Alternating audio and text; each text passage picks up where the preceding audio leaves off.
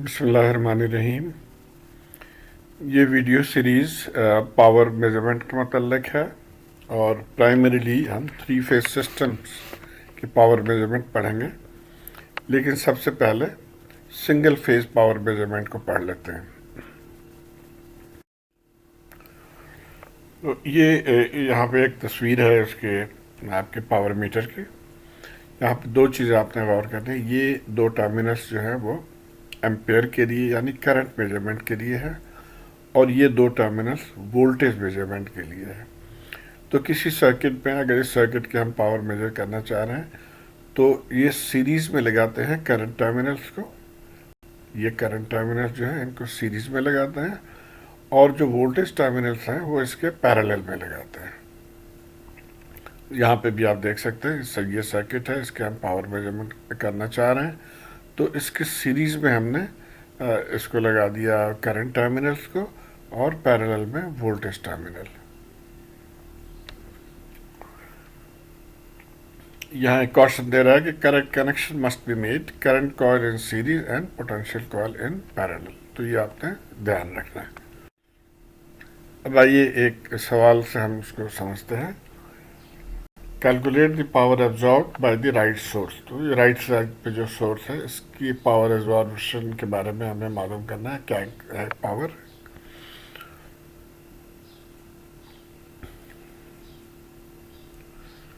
तो सबसे पहले ये फॉर्मूला हमने यूज़ करना है, ये आपके बुक में भी है यहाँ पे, कि V एक्चुअली ये V मैग्नीट्यूड है और I भी मैग्नीट्यूड है, और cos theta V minus theta I यानी वोल्टेज के जो एंगल्स हैं उससे आप करंट एंगल्स को माइनस करेंगे। आपके बुक में इस तरह से लिखा हुआ है कि इस केस में, इस पर्टिकुलर केस में, अब जो मैग्नीट्यूड ऑफ कौन से वोल्टेज, वो इस वोल्टेज को जो हम यहाँ से मेजर कर रहे हैं इस कॉइल के ज़रिए, सो V2 मैग्नीट्यूड ऑफ V2, और मैग्नीट्यूड ऑफ जो करंट इस सर्किट में फ्लो कर रही है I, उसके बाद cosine of angle of V2 minus angle of I। तो जाहिर है हमें ये दो टर्म्स मालूम करने की ज़रूरत है।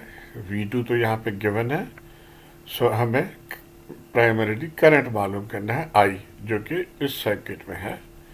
तो अब हमने इसको सिंप्लीफाई करके ड्रॉ कर लिया। अब देखिए यहाँ पे हमने करंट कॉइल को ख़त्म कर दिया, उसकी जगह सीधी लाइन लगा दी, और वोल्टेज कॉइल को भी हमने ख़त्म कर दिया ताकि सर्किट आसान हो जाए। तो एम क्या है कि हम इस करंट को मालूम करेंगे। अब कैसे मालूम कर सकते हैं? कई तरीके हैं। आप नोडल मेथड से कर सकते हैं, आप मैश एनालिसिस से कर सकते हैं, आप KCL मेथड से कर सकते हैं।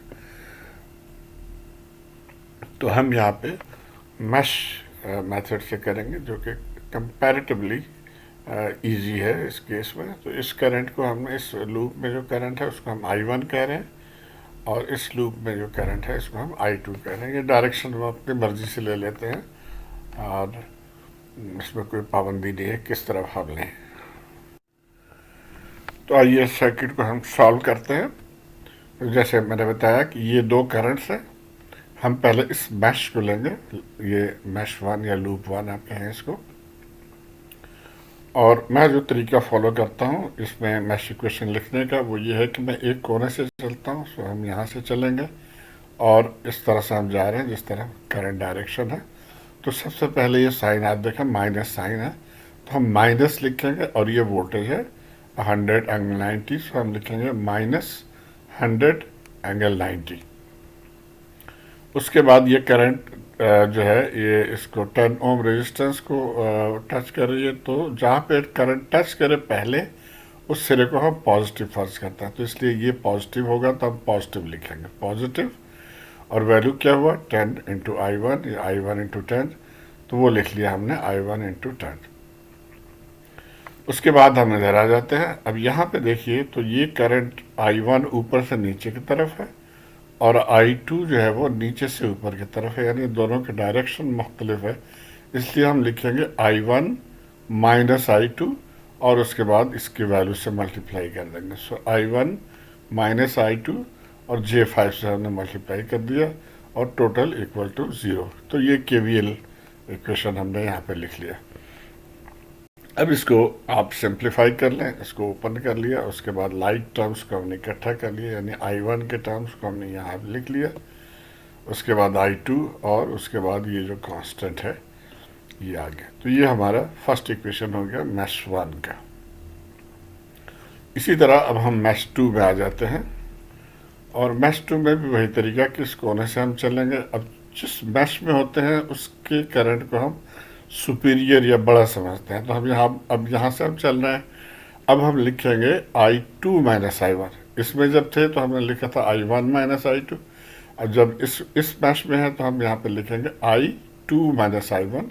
तो I2 minus I1 multiply by J5, और साइन जो है वो चूंकि ये करंट यहाँ पे टच कर रही है पहले, तो इसके साइन पॉजिटिव है, तो इसलिए हम पॉजिटिव साइन देंगे। तो positive I2 minus I1 multiply by J5 ये हो गया।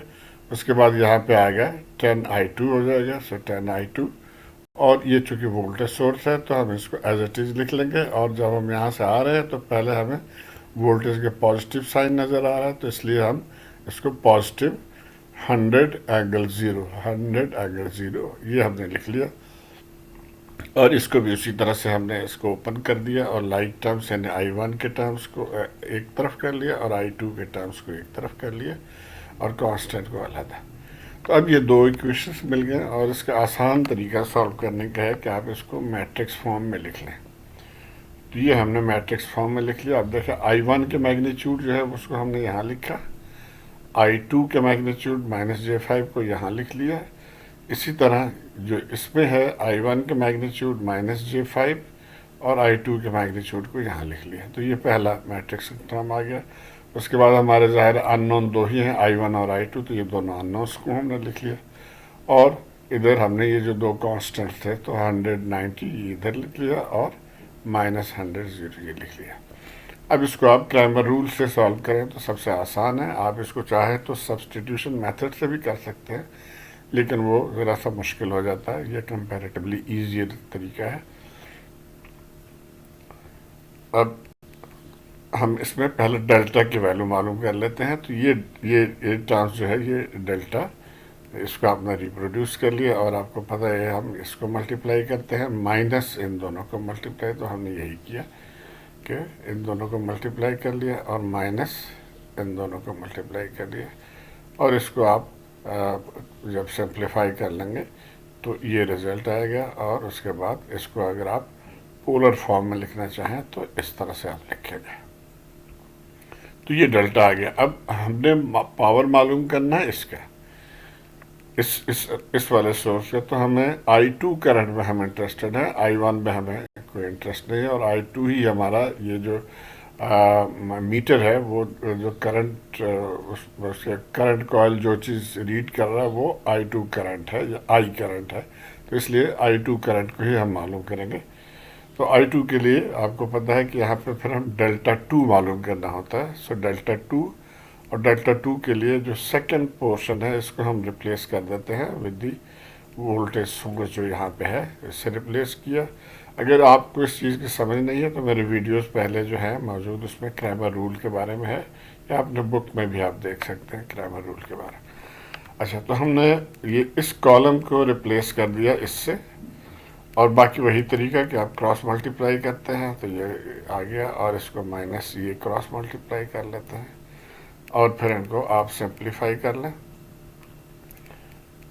तो ये आंसर आ गया। ये हमारे पास जो है पोलर फॉर्म में ये आंसर आ गया। अब आ जाइए सिंपल, I2 जो है वो डेल्टा 2 ओवर डेल्टा, तो डेल्टा 2 हमने यहाँ से मालूम कर लिया था वो लिख लेंगे, और नीचे डेल्टा जो यहाँ से मालूम किया वो लिख लेंगे, और इन दोनों को डिवाइड कर लें, ये आ गया। उसको फर्दर आप चाहे तो जो बुक में उसने वही माइनस साइन, हालांकि माइनस रखेंगे कोई फ़र्क नहीं पड़ेगा, एग्जैक्टली वही रिजल्ट आएगा। बुक में उसने क्या किया है कि 360 डिग्री किसी भी एंगल के साथ आप 360 चाहे जितने मरतबा ऐड कर लें उसकी वैल्यू में कोई फ़र्क नहीं पड़े। तो जब हम इसमें 360 ऐड कर लेते हैं तो ये 206 के बजाय 153 पॉजिटिव 153.4 आ जाता है। तो ये इसने बुक में यही किया है। तो ये हमारा एंगल आ गया। अब हम आ जाते हैं पावर की तरफ। पावर का फॉर्मूला पहले हमने डिस्कस किया था कि V2 के मैग्नीट्यूड जो कि 100 है वो हम लिख लेंगे यहाँ पे। आई के मैग्नीट्यूड जो कि हमने यहाँ से निकाल लिया 11.2, तो उसको लिख लेंगे। और cos of angle of V2 angle 0 है यहाँ पे, तो उसको हमने लिख लिया। और इसके एंगल 153.4 है, तो -153.4। और यहाँ से जब आप सॉल्व कर लेंगे तो ये -100 वाट आ जाएगा। अब यहाँ पे जस्ट एक कॉशन है कि माइनस साइन का मतलब है कि आपके मीटर रीडिंग जो है वो लेफ़्ट की तरफ डिफ्लेक्ट कर रही है उसकी, तो वो रिकमेंडेड नहीं है। इसको चाहिए कि फ़ौरन आप दोनों कॉइल में से किसी एक को इन्वर्ट कर लें। प्रेफरेबल ये होता है कि वोल्टेज कॉइल आसानी से इन्वर्ट आप कर सकते हैं। तो जो ही आप वोल्टेज कॉइल को इन्वर्ट कर देंगे तो ये फिर पॉजिटिव साइड पे रीडिंग आपको, यानी अपर स्केल पे, जिस तरह कहते हैं मीटर के अपर स्केल पे रीडिंग आपको नज़र आएगी। लेकिन याद ये रखना है कि आपने इसको रिवर्स किया है, यानी वोल्टेज जो है वो नेगेटिव में है। और आपने अगर पहले पावर के बारे में पढ़ा है तो ये भी आपको जहन में होगा कि नेगेटिव साइन का मतलब ये है कि ये सोर्स जो है it is supplying power. Anyway ये यही चीज़ बता रहा है कि जब आप पॉइंटर लेफ्ट साइड पे जाए तो आप उसको वोल्टेज कॉइल को रिवर्स कर दें तो आपका रीडिंग जो है ये 1000 वाट। तो उम्मीद है कि आप इससे समझ गए हैं किस तरह से सिंगल फेज सर्किट के सवाल को सॉल्व करते हैं। शुक्रिया।